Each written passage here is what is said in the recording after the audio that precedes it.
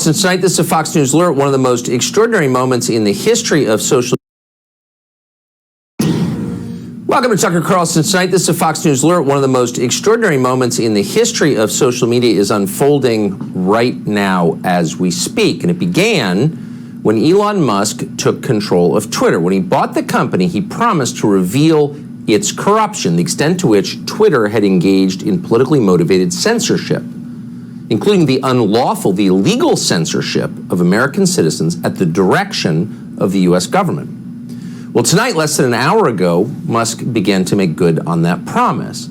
Twitter shared a trove of internal documents with Matt Taibbi of Substack. Those documents are coming out again as we speak, and what they prove so far is very serious. Those documents show a systemic violation of the First Amendment, the largest example of that in modern history.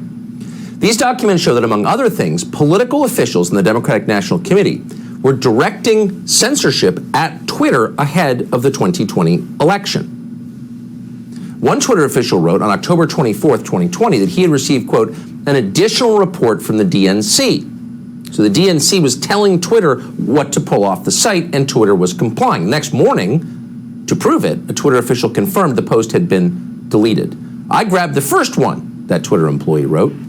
Twitter was also following instructions directly from the Biden campaign in the final days of the presidential campaign.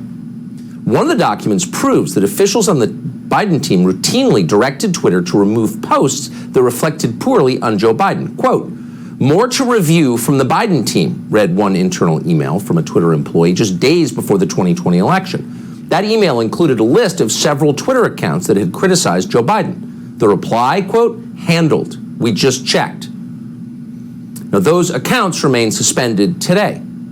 So Twitter was permanently censoring users at the request of the DNC and the Biden campaign. That is new. Many suspected it. Now it has been absolutely confirmed by internal documents. And of course, the New York Post Twitter account was banned. Why? Because they had a story that might have changed the outcome of the 2020 election, and Twitter knew that perfectly well. They had accurate information about Hunter Biden's laptop.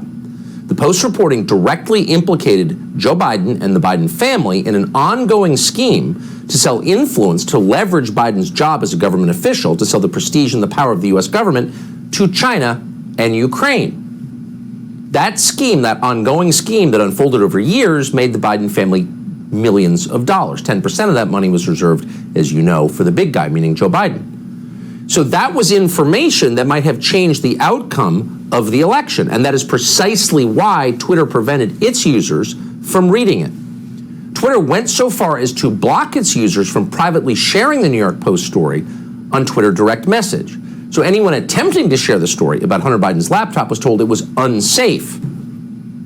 Now, that measure, preventing users from sharing information privately, is something that Twitter reserves in normal circumstances only in the most extreme cases, Taibbi writes, like stopping the transmission of child pornography. But in this case, information that might have hurt Joe Biden's chances of becoming president were invoked. And they were applied even to the sitting president's press secretary, Kayleigh McEnany. Internally, Taibbi writes, quote, the decision was made at the highest levels of the company, but without the knowledge of CEO Jack Dorsey, with former head of legal policy and trust, Vijaya Gotti, playing a key role. All suspected, now confirmed. Now, in public, Twitter and its many allies and the rest of the media claimed that the New York Post story violated the hacked materials policy that Twitter had on its books. But internally at Twitter, everyone understood that was just a pretext. The laptop had not been hacked, and it wasn't of Russian origin. And by the way, as of right now, it's 8:04 Eastern Time. There is no evidence in this ongoing thread from Matt Taibbi that Twitter had received confirmation from the U.S. government even that the laptop was fake or from Russia. They just made it up. According to Taibbi, one official admitted that, quote, hacking was the excuse, but within a few hours, pretty much everyone at Twitter realized that wasn't going to hold, but no one had the guts to reverse it. One communications official at Twitter, Trenton Kennedy, wrote this, quote, I'm struggling to understand the policy basis for marking this, the laptop story, as unsafe. Twitter's former head of trust and safety, Yoel Roth, explained that Twitter had to censor the story so that Donald Trump would not be reelected president. Quote, The policy basis is hacked material, though, as discussed, this is an emerging situation where the facts remain unclear. Given the severe risks here and the lessons of 2016, meaning Trump could get elected, we're erring on the side of including a warning and preventing this content from being amplified. Now, this played out to some extent in public. Now we know what was happening within Twitter. But the whole country knew that something was being censored. A lot of people couldn't read it, but it was widely known that Twitter was censoring this. And so, by the way, were many other news organizations. And at that time, Twitter received a communication from a consultant in Washington who had taken an informal poll of members of Congress, Democrats. And the message this person sent to Twitter was, Democrats in Congress support the censorship. And we're quoting, they don't think the First Amendment is absolute. In other words, sitting members of Congress were encouraging censorship to affect the outcome of a presidential election. That is illegal. It is effectively election rigging. And it is a direct attack on our Bill of Rights by people who have sworn to uphold the Bill of Rights. You gotta hope someone will be held accountable for this. So back to the documents. Within Twitter, others, presumably all voting Democrats, but some with some integrity, kept raising questions about this. Former Vice President of Global Communications, Brandon Borman, asked, quote, can we truthfully claim this is part of the policy? In other words, is this consistent with the rules? Then the general counsel of Twitter, Jim Baker, that would be the former FBI general counsel, who was directly involved in the FBI's interview with Michael Flynn when his life was destroyed for political reasons, signed off on the continued censorship. The former FBI official signed off. Quote, caution is warranted, said Baker.